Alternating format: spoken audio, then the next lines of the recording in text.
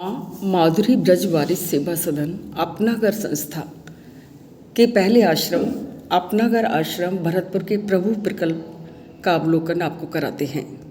अभी हम प्रभु प्रकल्प के मुख्य द्वार पर हैं। आप देख रहे हैं आश्रयहीन असहाय बीमार प्रभुजनों की सेवा ही हमारी पूजा एवं आराधना है।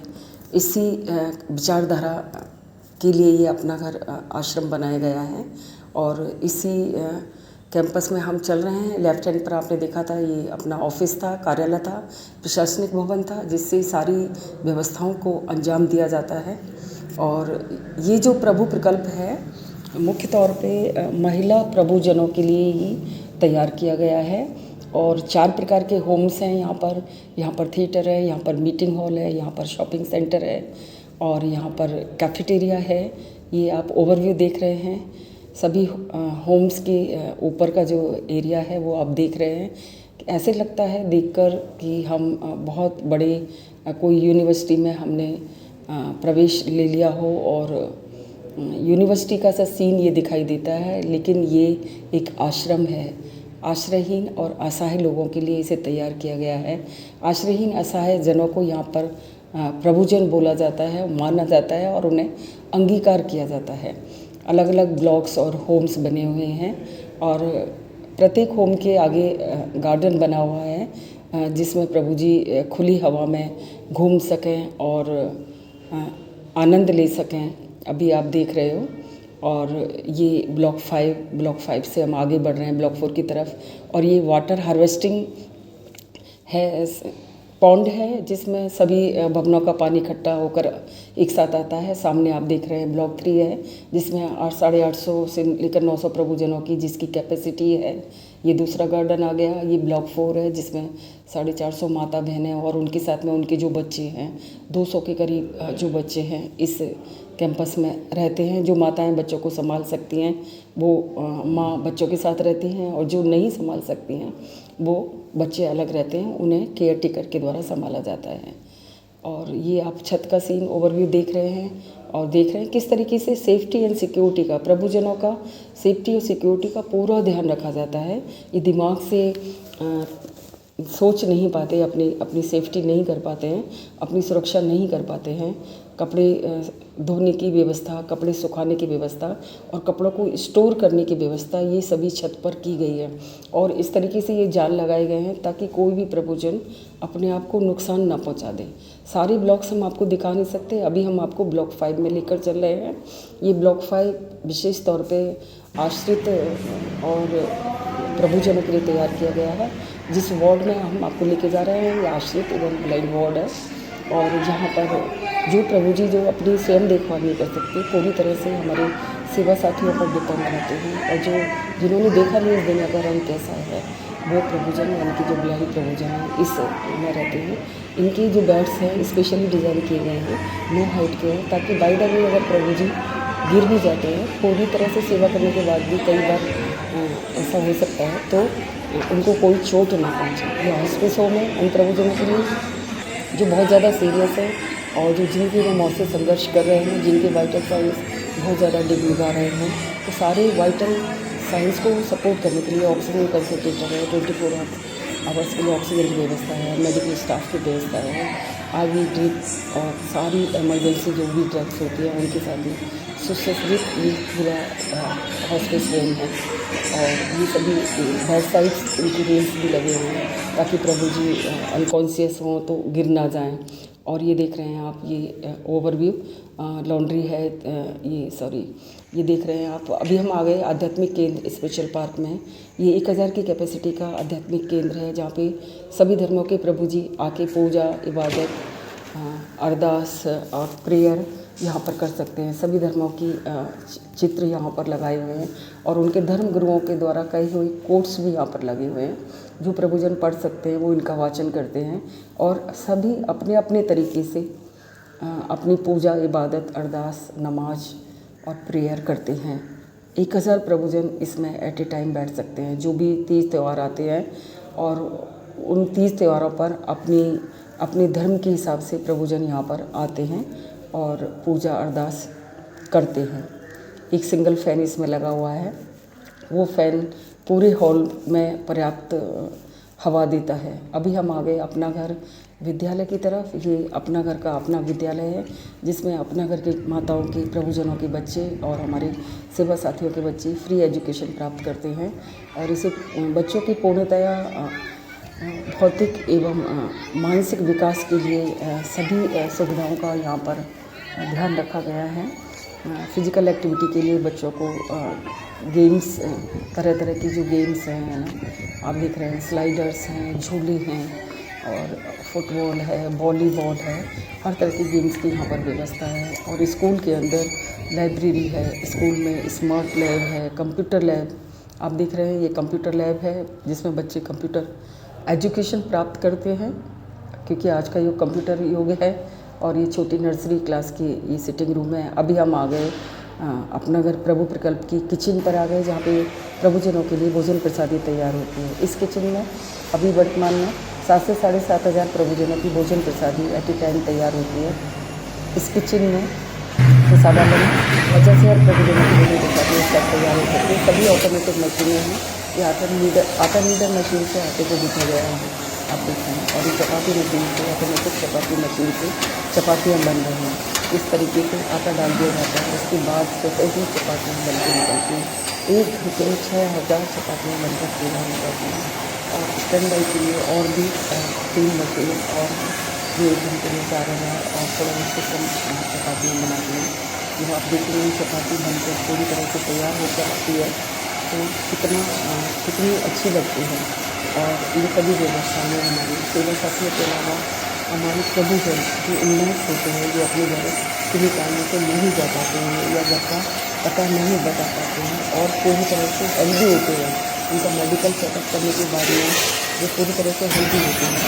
तो उनका एक शेड्यूल बनाने के लिए जो उनका इंटरेस्ट है उसके हिसाब से उनको यहाँ पर लगाया जाता है।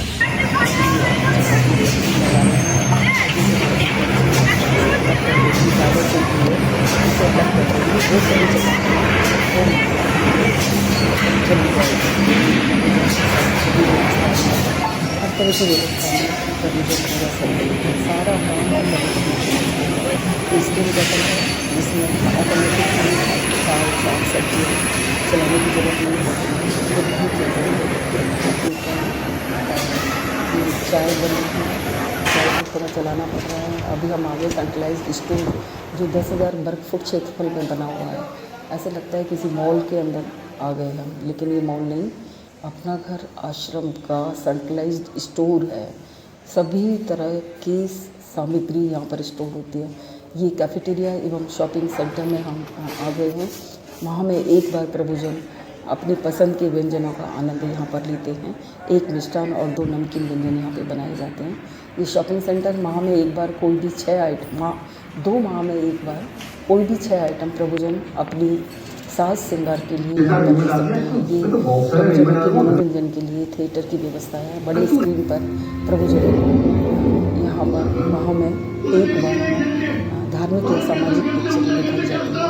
186 सीटर का है। ये हमारा ट्रेनिंग हॉल है जिसमें प्रभुजनों के लिए ट्रेनिंग की व्यवस्था की जाती है। 56 तरह की हमारे सेवा साथी होते हैं और उनका जॉब चार्ट है, उसके हिसाब से उनको ट्रेनिंग की व्यवस्था की जाती है। ये मीटिंग हॉल है पूरी तरह से।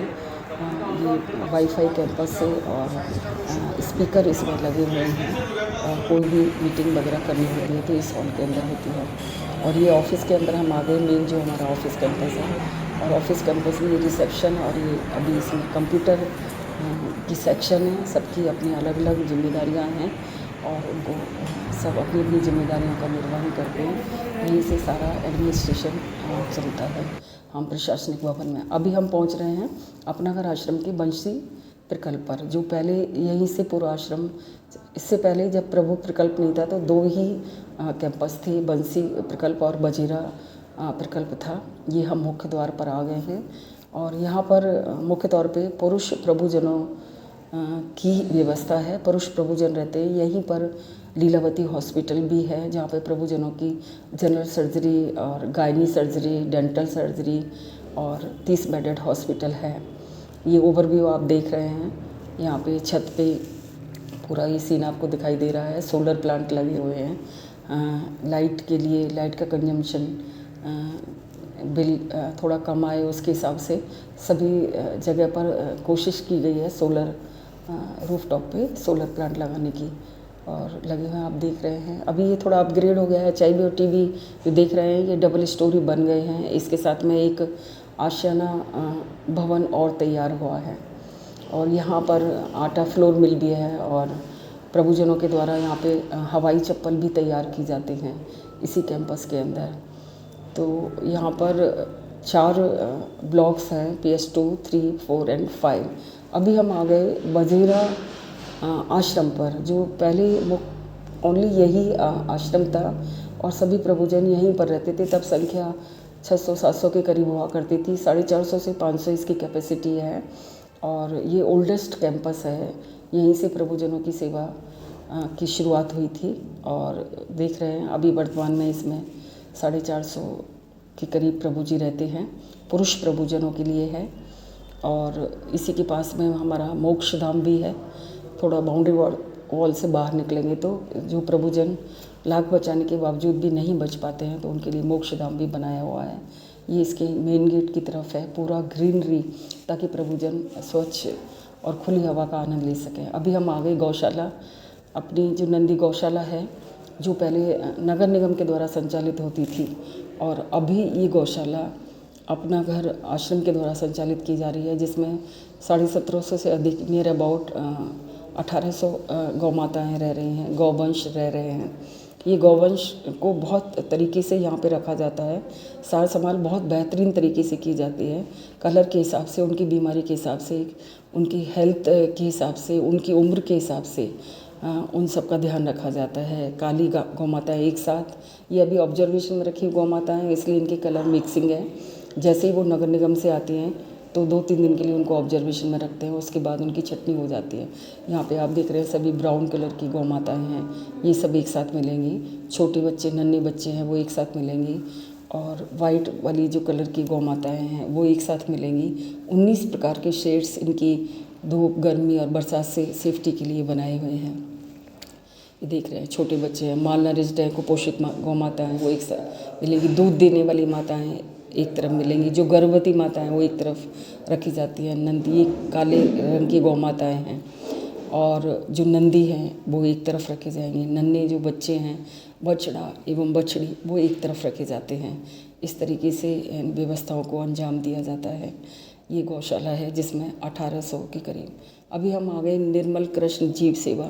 ये 24/7 चलने वाली असहाय जीवों के लिए जो किसी भी कारण से दुर्घटनाग्रस्त हो जाते हैं या बीमार हो जाते हैं, तो उनको 24/7 हमारी एम्बुलेंस उनको लेकर आती है। ये 90% जिसमें गौ माताएँ होती हैं, और उनका यहाँ पे इलाज किया जाता है, और ठीक होने के बाद में जिस स्थान से लाते हैं उस स्थान पर उनको छोड़ दिया जाता है। ये भरतपुर में अपना घर हेल्पलाइन है।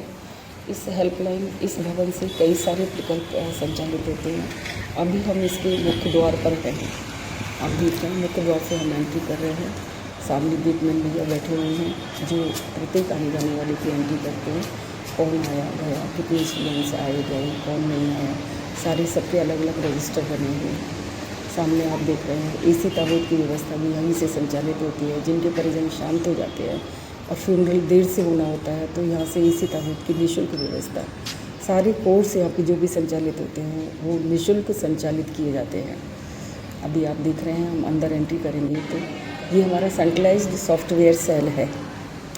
जो हमारे 70 होम्स अपना घर के द्वारा संचालित किए जाते हैं, उन सब की मॉनिटरिंग और उनकी सारे जो देखभाल है, उनके वाउचर्स वगैरह हैं, उनका जो रिकॉर्ड है पूरा यहाँ से देखा जाता है। ये अपना घर कौशल प्रशिक्षण केंद्र है।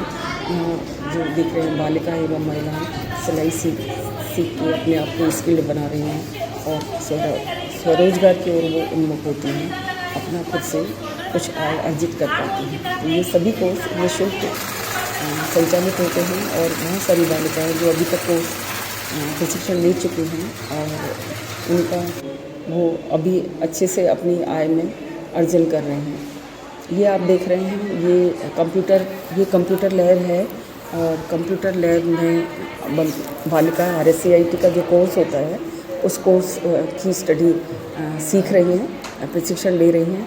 और सीखने के बाद में रिसेप्शनिस्ट, डेटा एंट्री ऑपरेटर, कई प्रकार की जॉब्स वो कर लेती हैं और परिवार की आय में एक सहारा बनती हैं और उनका कॉन्फिडेंस का लेवल। ये ब्यूटी एंड वेलनेस सेंटर है जो पूर्ण तरह से सुसज्जित है और यहाँ पे बालिकाओं को हेयर स्टाइल्स, पेडिक्योर, मैनिक्योर, है ना, threading, each and everything beauty and wellness course के अंदर जो चीज़ें आती हैं वो सभी का प्रशिक्षण यहाँ पे दिया जाता है। जो निम्न आय वर्ग की जो बालिकाएँ होती हैं, महिलाएँ होती हैं, उनको कुछ क्राइटेरियाज बनाए हुए हैं, उसी के आधार पर उनको प्रवेश दिया जाता है।